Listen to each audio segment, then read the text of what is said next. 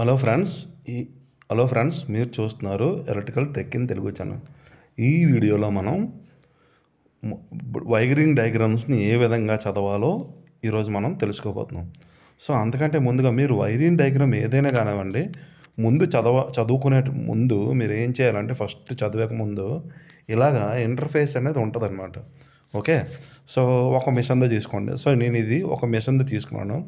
ఈ మిషన్ ఏంటంటే కంప్లీట్గా పిఎల్సితో ఆపరేట్ అయ్యే మిషన్ అనమాట.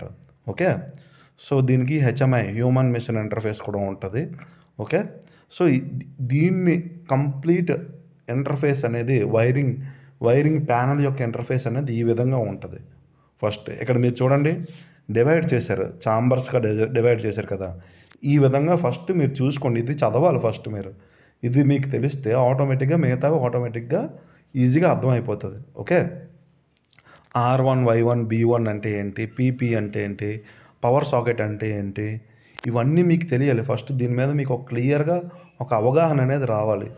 అలా రాకుండా మీరు డైరెక్ట్గా డయాగ్రామ్స్ని చదివేసి అర్థం చేసుకుంటామంటే కాదు. ఓకే, సో ఇది ఏది ఎక్కడుంది, ఏది ఎక్కడ ఫిక్స్ చేశారు, ఏ ఎస్ఎస్ఆర్ అనేది ఎక్కడుంది, ఒక మోటార్ స్టార్టర్ తీసుకుంటే ఎంపీసీబీ అనేది ఎక్కడుంది, ఫేస్ ప్రివెంటర్ అనేది ఎక్కడుంది, మోటార్ ప్రొటెక్షన్ రిలే అనేది ఎక్కడుంది, ఇవన్నీ మీకు ఈ ఇంటర్ఫేస్లో ఉంటాయి. ఇవన్నీ చూసుకొని తర్వాత డయాగ్రామ్స్ అనేవి చదవాలన్నమాట. ఓకేనా, సో ఇక్కడ మీరు చూడండి, first R1 Y1 B1 N PP power socket. ఇది ఏంటంటే ఏసీ సప్లై అనమాట.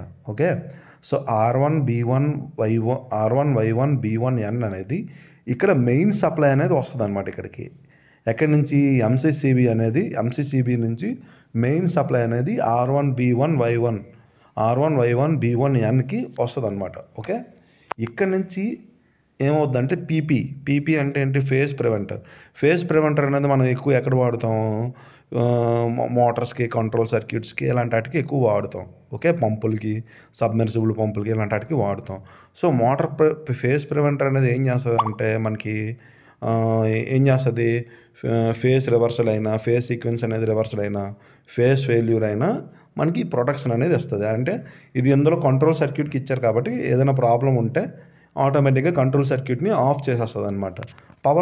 పవర్ సాకెట్ అనేది ఎందుకు ఇచ్చారంటే మనం ఏమైనా టెస్టింగ్ చేయడానికి, లేదంటే పిఎల్సి ప్రోగ్రామింగ్ ఏదైనా పిఎల్సీలో ప్రాబ్లం ఏమైనా ఉంటే ట్రబుల్ షూట్ చేసుకోవడానికి ఇచ్చారనమాట. Okay, so laptop charger connect చేసుకొని ల్యాప్టాప్ నుంచి దీన్ని చెక్ చేసుకోవడానికి, లేదంటే ఆన్లైన్లో చెక్ చేయడానికి మనకి ఈ పవర్ సాకెట్ ద్వారా యూజ్ ఛార్జింగ్కి అయినా కానీ టెస్టింగ్కి అయినా చేసుకోవడానికి ఇచ్చారు. ఓకే, ఎఫ్ అంటే ఏంటి, ఇక్కడ F1 F2 F3 F4 F7 అలాగే F10 F14 నుంచి F2 ఇవన్నీ ఏంటంటే ఎంసీబీలు. ఓకే, ఎంసీబీలు అంటే మోటార్ మినియేచర్ సర్క్యూట్ బ్రేకర్. ఇదేంటంటే కంట్రోల్ ఎంసీబీలు అనమాట. ఓకేనా, సో ఎస్ఎస్ఆర్ 1 to 7. ఎస్ఎస్ఆర్ అంటే సాలిడ్ స్టేట్ రిలే. ఈ మిషన్లో హీటర్స్ అనేవి ఉంటాయి. హీటర్స్ అనేవి ఎస్ఎస్ఆర్ త్రూగా కంట్రోల్ అవుతాయి అన్నమాట. ఓకేనా, RB1 RB2 RB3 అలాగే RB7 వరకు ఉన్నాయి. సో ఇవేంటంటే ఎంపీసీబీలు అనమాట. సో ఇందులో మోటార్స్ ఉన్నాయి, ఎలివేటర్స్ ఉంటాయి, మోటార్స్ ఉంటాయి, ఇలాంటి వాటి కోసం ఇవి ఎంపీసీబీలు అనమాట. ఓకే, నెక్స్ట్ కింద ఏంటి, పవర్ కనెక్షన్ టెర్మినల్. వీటికి మోటార్కి సంబంధించిన పవర్ కనెక్షన్ టెర్మినల్స్ అనమాట. ఇక్కడ చూడండి, TMR1 TMR2 TMR3 ఇవేంటంటే ఐసోలేషన్ ట్రాన్స్ఫార్మర్స్ అనమాట. ఓకే, పిఏసి అంటే phase angle card. So phase angle card అనేది ఏం చేస్తుందంటే మనకు తెలుసు కదా, ఫేస్ సీక్వెన్స్ అనేది కరెక్ట్గా ఉండాలి. అలాగే ఫేస్ యాంగిల్ డిఫరెన్స్ అనేది 120 degrees 120, ఇది మనకి దాని ప్రకారంగా వోల్టేజ్ అనేది కరెక్ట్గా ఉందా, ఇంబ్యాలెన్స్ అయ్యిందా లేదనేది ఈ కార్డ్స్ ద్వారా తెలుస్తుంది. ఇందులో ఏదైనా ప్రాబ్లం వస్తే ఈ కంట్రోల్ సర్క్యూట్ని ఆఫ్ చేసేస్తుంది అనమాట. ఇక్కడ F22 F23 అనేది పిఎల్సి సిపియూకి ఇన్పుట్ అవుట్పుట్ కార్డ్స్కి పవర్ సప్లై అనమాట. ఓకేనా, ORB1 నుంచి ORB6 ఏవైతే ఉన్నాయో ఇవి రిలే బోర్డ్స్ అనమాట.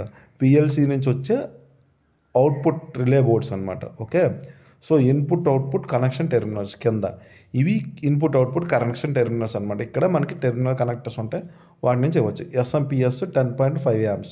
సో ఇదేంటంటే మనకి పిఎల్సి అనేది 24 వోల్ట్స్‌తో ఆపరేట్ అవుద్ది కాబట్టి దానికి ఇక్కడ ఇచ్చాడు. ఫస్ట్ దీని గురించి ఈ విధంగా ఇంటర్ఫేస్ గురించి మీకు క్లియర్‌గా అర్థమైతే అప్పుడు మీరు డయాగ్రామ్స్ అనేవి ఈజీగా చదువుకోవచ్చు. అలాగే మీ ఫీల్డ్ డివైజెస్‌ని మనం ఫీల్డ్‌లో ఏవైతే ఉన్నాయో అవి ఈజీగా మనం అవగాహన చేసుకొని వెంటనే ప్రాబ్లమ్‌ని ఏదైనా కానివ్వండి క్లియర్ చేసుకోవచ్చనమాట. ఫస్ట్ ఏదైనా పూర్తిగా ఒక థియరిటికల్‌గా నాలెడ్జ్ అర్థం చేసుకుంటే ఆటోమేటిక్‌గా ప్రాక్టికల్ ఈజీగా అర్థమైపోద్ది. ఓకేనా? ఈ విధంగా మనం ఫస్ట్ దీన్ని చదువుకోవాలనమాట. ఓకేనా? నెక్స్ట్ వీడియోలో డయాగ్రామ్స్‌ని ఏ విధంగా చదవాలి అసలు అనే దాని గురించి నెక్స్ట్ వీడియోలో చెప్తాను. Okay? థాంకింగ్ you. Have a good day.